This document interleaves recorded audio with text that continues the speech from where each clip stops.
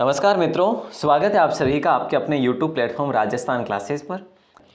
तो चलिए दोस्तों शुरू करते हैं आज की क्लास को। बेहतरीन होगा ये, और आपको बताना है कि ये जो है आप कितने प्रश्न सही कर पाते हैं। और अगर आप राजस्थान क्लासेस पर पहली बार हैं तो चैनल को सब्सक्राइब ज़रूर करें। आज की क्लास को लाइक बाद में करना और शेयर भी बाद में करना ज़रूर है ना दोस्तों। चलिए शुरू करें। वैसे आप अगर हमें इस नंबर पर मैसेज करते हैं ना व्हाट्सएप पे, अपना नाम और ज़िला लिखकर, पहले क्लास को पूरा देख लो, मैं आपको बाद में भी नंबर दूंगा वापस। तो ज़रूर मैसेज करें, अपना नाम और ज़िला लेकर आपको ग्रुप में ऐड कर लेंगे। दोस्तों विजिट करिएगा वेबसाइट rajasthanclasses.in। ये आपको पशु परीक्षर भर्ती के लिए विज्ञान, गणित और राजस्थान जी के सभी सब्जेक्ट के लिए आपको ये नोट्स प्रोवाइड करवाती है वेबसाइट, ज़रूर देखिएगा। और प्रश्न बैंक की बात करें तो ये प्रश्न बैंक आपको मिलेंगे राजस्थान 360 पर ओनली 99 में, ऑल सब्जेक्ट के, तो ज़रूर देख सकते हैं। चलिए शुरू करें। पहला क्वेश्चन आपकी स्क्रीन पर है, कुछ इस प्रकार से है और उम्मीद करूंगा कि आप इस क्लास के अंत तक जुड़े रहेंगे। बोले सर, केंद्रीय भैंस अनुसंधान संस्थान जो है ना, जिसे CBRI कहा जाता है, ये कहाँ पर स्थित है? आप कहेंगे सर ये तो हिसार में है, हिसार हरियाणा में है, ठीक है। लेकिन जब आपसे पूछा जाए कि इसकी स्थापना कब होती है तो 1985 में इसकी स्थापना होती है। ये भी आपको याद रखना है। 1 फरवरी 1985 को लॉक करेंगे दोस्तों, हिसार में है, याद रखिएगा। ये इंपॉर्टेंट जानकारी जो थी। अगला क्वेश्चन है, देश के कुल दुग्ध उत्पादन में राजस्थान का लगभग जो है ना कितना प्रतिशत योगदान है? तो राजस्थान अकेले की योगदान की बात करें तो 15.00 यानी कि 15% का योगदान है। ऑप्शन सी को आप लॉक करेंगे। ये 2021-22 की बात कर रहे हैं हम, है ना, उस समय के डेटा की बात कर रहे हैं दोस्तों। बड़ा महत्वपूर्ण सवाल था ये। अगला सवाल है, राज्य के किस जिले में संख्या की दृष्टि से सबसे कम पशु पाए जाते हैं? हमारे राजस्थान की बात हो रही है, और जब राजस्थान की बात हो तो धौलपुर को हम लोग लॉक करेंगे। और जब ऊँटों की दृष्टि में अगर देखा जाए तो प्रतापगढ़ में सबसे कम क्या है दोस्तों? प्रतापगढ़ अगर आ रहा है, सबसे कम ऊँट है।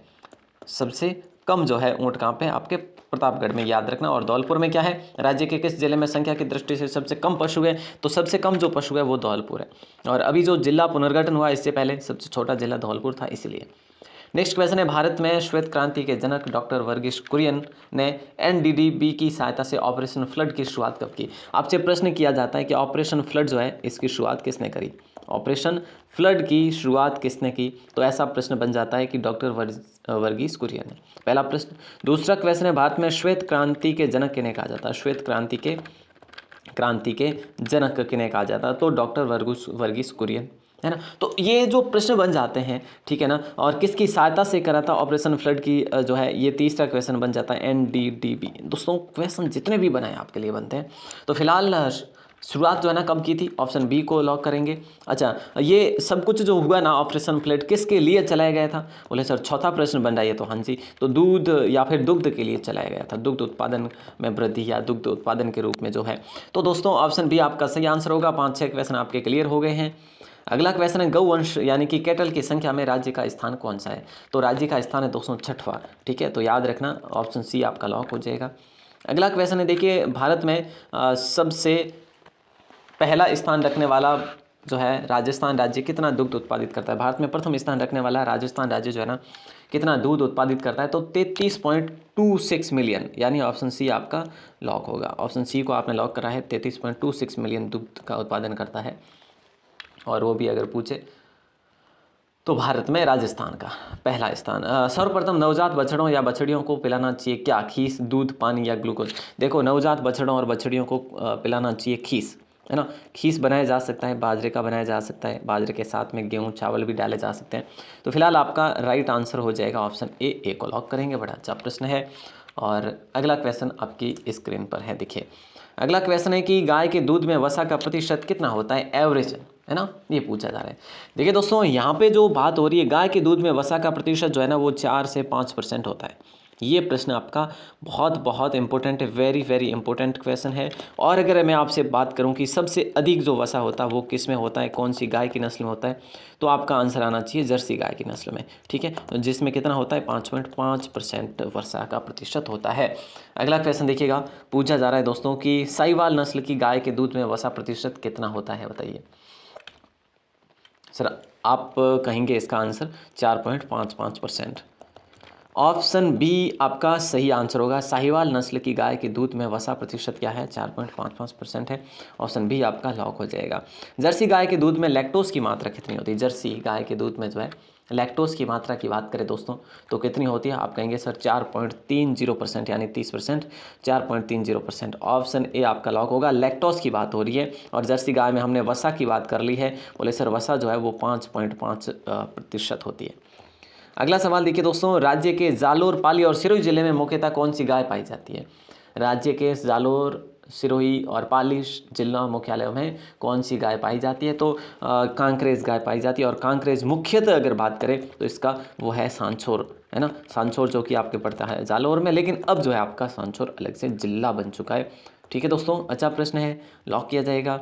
अगला क्वेश्चन है, ऊन की अच्छी किस्म कौन सी भेड़ से प्राप्त होती है? ये क्वेश्चन जो पेपर है ना आज का, ये आपके वास्तव में पशु परिचर भर्ती के लेवल का है। आप भले ही इसको इजी समझेंगे क्योंकि ऐसा ही पेपर आपको पूछा जाएगा, बहुत ज़्यादा हार्ड प्रश्न नहीं पूछेंगे। ऊन की अच्छी किस्म जो है कौन सी भेड़ से प्राप्त होती है? तो ऊन की अच्छी किस्म जो है वो मेरिनो भेड़ से प्राप्त होती है। और ठीक है, तो याद रखना दोस्तों, भारत की मेरिनो किस भेड़ को कहा जाता है? भारत की मेरिनो जो है वो किस भेड़ को कहा जाता है? कोई बताएंगे किस भेड़ को कहा जाता है? जल्दी से बताइएगा अगर आपको याद हो तो मैं वेट करूंगा। थारपारकर कौन से पशु की नस्ल है दोस्तों? तो जाहिर सी बात है गाय की नस्ल है थारपारकर। Okay sir. अगला सवाल है कि मेरिनो कहाँ की नस्ल है? देखिए दोस्तों, मेरिनो एक भेड़ की नस्ल है और ये नस्ल है फ्रांस की। ठीक है, और मैंने आपसे प्रश्न किया है कि भारत की मेरिनो किसे कहा जाता है? जल्दी से बताइए दोस्तों, भारत की मेरिनो जो है वो किसे कहा जाता है? अगला क्वेश्चन आपकी स्क्रीन पर है कि सर्वाधिक वसा की मात्रा किस नस्ल में होती है? इनमें से जो मुर्रा है, साहिवाल है, भदावरी या थारपारकर, इनमें से ऑप्शन इसके अकॉर्डिंग की बात करें तो भदावरी दोस्तों राइट आंसर हो जाएगा। भदावरी आपके किसकी नस्ल है? वैसे भैंस की नस्ल है। और सर्वाधिक वसा की मात्रा किस नस्ल में होती है? तो ऑप्शन के अकॉर्डिंग भदावरी को लॉक करेंगे। और अगला सवाल आपकी स्क्रीन पर आ चुका है कि जमुनापरी बकरी का मूल स्थान कौन सा है? देखिए दोस्तों, जमुनापरी किसकी नस्ल है? आप कहेंगे सर जमुनापरी या जमुनापरी जो है ना, ये जमुनापरी जो है ये बकरी की नस्ल है। ठीक है, इस प्रकार का प्रश्न बने तो कर लीजिएगा। अब ये कहाँ की नस्ल मानी जाती है? तो ये मानी जाती है आगरा की। आगरा जमुना है ना आगरा जमुना, ऐसे आप याद रखेंगे, आगरा जमुना, आगरा जमुना। अगला सवाल आपकी स्क्रीन पर है, पूछा जा रहा है कि किस नस्ल के सींग दर्राती के समान होते हैं? किस नस्ल के सींग जो है दराती के समान होते हैं? तो राइट आंसर जो है आपका हो जाएगा ऑप्शन बी, सुरती को लॉक करेंगे। ठीक है, ऑप्शन बी आपका करेक्ट आंसर होगा। बड़ा अच्छा प्रश्न है। और अगला सवाल देखिएगा कि को रोगाणुनाशक की तरह पशु चिकित्सा में काम में लिया जाता है।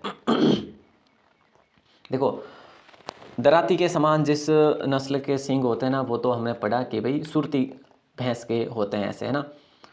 और अगला प्रश्न आपसे पूछा जा रहा है कि को रोगाणुनाशक की तरह पशु चिकित्सा में काम लिया जाता है, तो किसको? यूरिया को? क्या नहीं सर, बोरिक एसिड को, बोरिक एसिड को लिया जाता है। ऑप्शन ए हमारा करेक्ट आंसर होगा। अगला सवाल देखिएगा कि दुग्ध दोहन की सर्वोत्तम विधि कौन सी है? तो देखिए दोस्तों, दुग्ध दोहन की जो सर्वोत्तम विधि है वो है पूर्ण हस्त विधि। ऑप्शन ए आपका लॉक हो जाएगा। पूरे हाथ से अगर आप दूध गाय के या भैंस को दूध को धोते हैं तो वो जो विधि सबसे बेहतर मानी जाती है। ऑप्शन ए आपको लॉक होगा। अगला सवाल आपकी स्क्रीन पर है, मुंह पक्का यानी एफएमडी रोग के मुख्य लक्षण क्या है? मुंह पक्का और खुर पक्का रोग जो है ये मोस्टली साथ में ही होते हैं। मुंह पक्का रोग जो है उसके मुख्य लक्षण है कि उसके मुंह और पैरों में फफोले हो जाते हैं। ऑप्शन ए को लॉक करेंगे। ये कब होता है? जब एक स्वस्थ पशु रोगी पशु के संपर्क में आ जाता है, उसका छारा, झूठा छारा या पानी है, मतलब इस प्रकार से कैसे भी वो संपर्क में आ जाने से उसको रोग हो जाता है। नेक्स्ट क्वेश्चन है कि खुरपक्का मुंह पक्का परियोजना निदेशालय कहाँ पर अवस्थित है? इसके लिए इसके रोग के निवारण के लिए एक परियोजना निदेशालय की स्थापना की गई है, वो की गई है नैनीताल। नैनीताल आपका पड़ता है, कहाँ पे पड़ता है दोस्तों? नैनीताल उत्तराखंड में पड़ता है। यह बात आपको याद रखनी है। बेहतरीन सवाल है, ऑप्शन ए आपका करेक्ट आंसर हो जाएगा। अगला सवाल है, राष्ट्रीय उष्ण अनुसंधान संस्थान दोस्तों कहाँ पर है? अगर मैं आपसे ऐसा प्रश्न करूँ, राष्ट्रीय उष्ण अनुसंधान संस्थान, देखो नेशनल के बाद में रिसर्च, उसके बाद में केमल और सेंटर। ठीक है, नेशनल रिसर्च कैमल सेंटर। देखिए बीकानेर का स्थापना वर्ष, मतलब ये कहाँ पे, जोहड़बीड़ में है दोस्तों, और इसकी स्थापना हुई थी 1984 में। कहाँ पे, जोहड़बीड़ में है।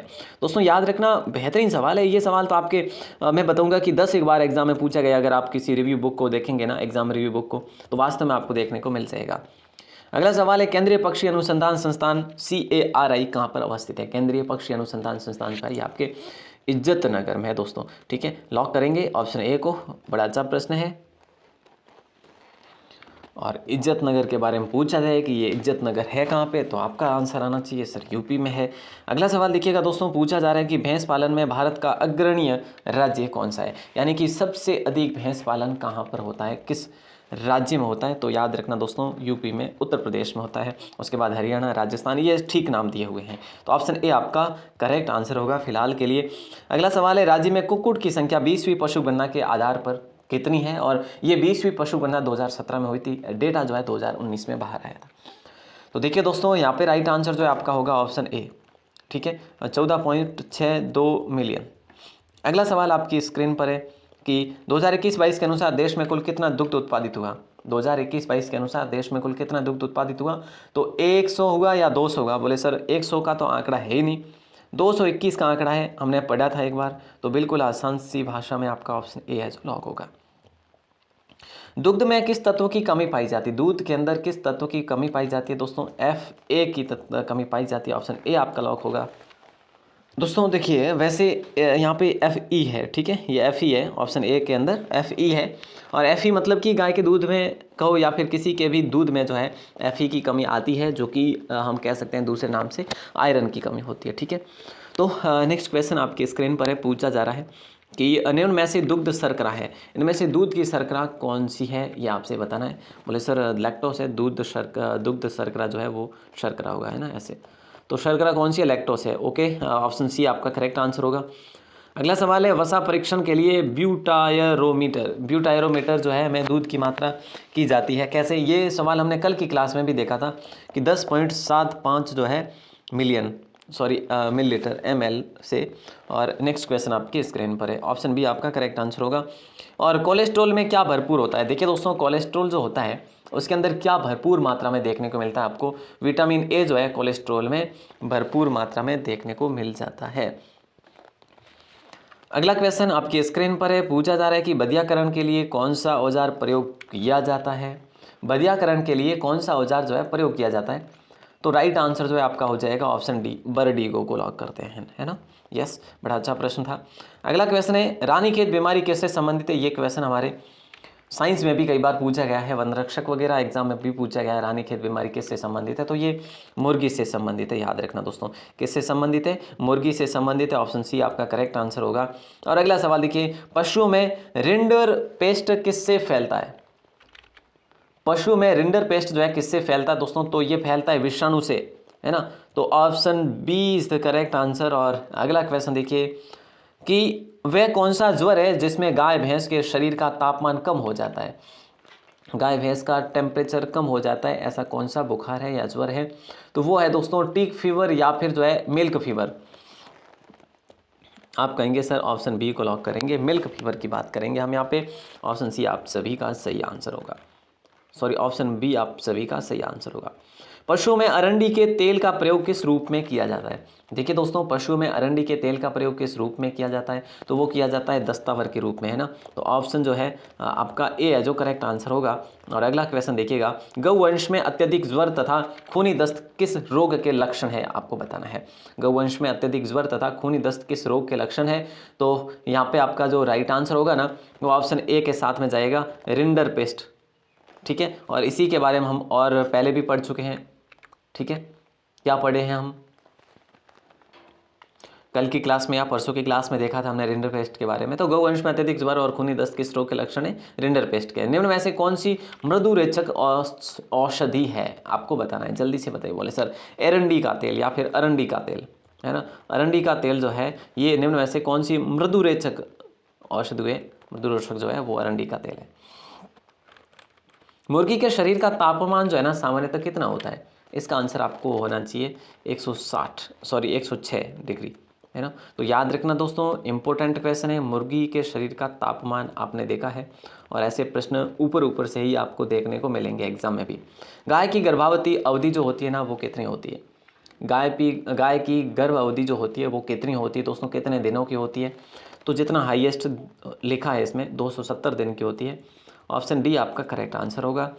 और अगला क्वेश्चन आपकी स्क्रीन पर है, एंथ्रेक्स किसके कारण होता है? जो एंथ्रेक्स रोग होता है दोस्तों, ये किसके कारण होता है? तो आपको याद रखना है, एंथ्रेक्स जो रोग है ये होता है जीवाणु के कारण। ऑप्शन ए आपने लॉक किया है। बेहतरीन सवाल था। अगला सवाल देखिए कि श्वेत क्रांति का जनक किन्हें कहा जाता है? यही प्रश्न मैंने आपको सबसे पहले भी बताया था कि ऐसा प्रश्न बनता है डायरेक्टली, है ना। व्हाइट रिवॉल्यूशन, यानी ऑप्शन ए को लॉक करेंगे। डॉक्टर वर्गीज कुरियन को कहा जाता है। इन्होंने, हम बात करें तो जो है ऑपरेशन फ्लड चलाया था, है ना। ये भी आपको याद होना चाहिए कि कब चलाया था, तो ये भी आपको याद होना चाहिए।